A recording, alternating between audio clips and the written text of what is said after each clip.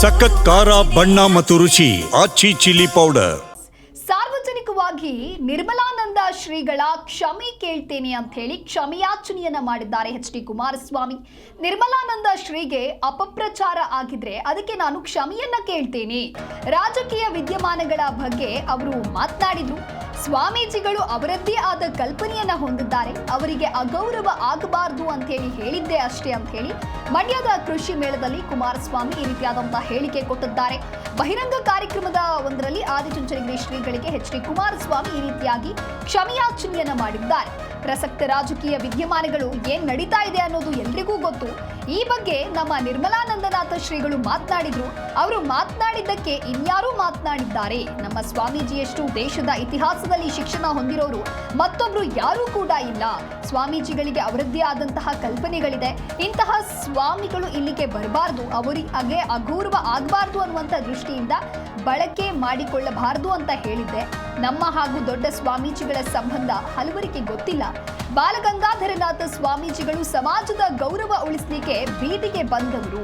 ಅವರಿಗೆ ದೇವೇಗೌಡರು ಸಿಎಂ ಆಗಲಿ ಅನ್ನೋದು ಮನಸ್ಸಿನಲ್ಲಿತ್ತು. ನನ್ನನ್ನ ಕಂಡ್ರೂ ಕೂಡ ಅವರಿಗೆ ತುಂಬಾ ಇಷ್ಟ ಇತ್ತು. ನನ್ನಿಂದ ನಿರ್ಮಲಾನಂದನಾಥ ಸ್ವಾಮೀಜಿಗೆ ಅಪಪ್ರಚಾರ ಆಗಿದ್ರೆ ಸಾರ್ವಜನಿಕವಾಗಿ ಕ್ಷಮೆ ಕೇಳ್ತೇನೆ ಅಂತ ಹೇಳಿ ಎಚ್.ಡಿ. ಕುಮಾರಸ್ವಾಮಿ ಈ ರೀತಿಯಾಗಿ ಹೇಳಿಕೆ ಕೊಟ್ಟಿದ್ದಾರೆ. ಪರಮ ಪೂಜ್ಯರಿಗೆ ಏನಾದರೂ ನನ್ನಿಂದ ಅಪಚಾರ ಆಗಿದೆ ಅಂತ ಇದ್ರೆ ಈಗಲೂ ಸಾರ್ವಜನಿಕವಾಗಿ ನಾನು ಕ್ಷಮೆ ಕೋರ್ಬಿಡ್ತೀನಿ. ನಮ್ಮ ಸ್ವಾಮೀಜಿಯವ್ರನ್ನ ಪರಮ ಪೂಜ್ಯರಲ್ಲಿ ಕ್ಷಮೆ ಕೋರ್ತಾ ಪರಮ ಪೂಜ್ಯರಲ್ಲಿ ಇತ್ತೀಚಿನ ಒಂದು ರಾಜಕಾರಣ ನಡೀತಿರೋದು ನೋಡ್ತಾ ಇದ್ದೀರಿ.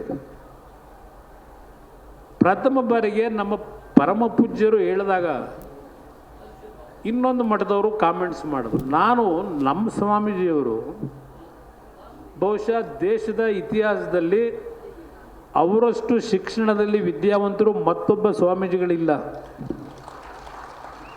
ಅವರಲ್ಲಿ ಒಂದು ಒಳ್ಳೆಯ ವಿಚಾರಗಳನ್ನು ಜಾರಿಗೆ ತರತಕ್ಕಂಥ ನಿಟ್ಟಿನಲ್ಲಿ ಅವರದೇ ಆದಂಥ ಒಂದು ವಿಷನ್ಗಳನ್ನು ಇಟ್ಕೊಂಡಿದ್ದಾರೆ, ಕಲ್ಪನೆಗಳನ್ನು.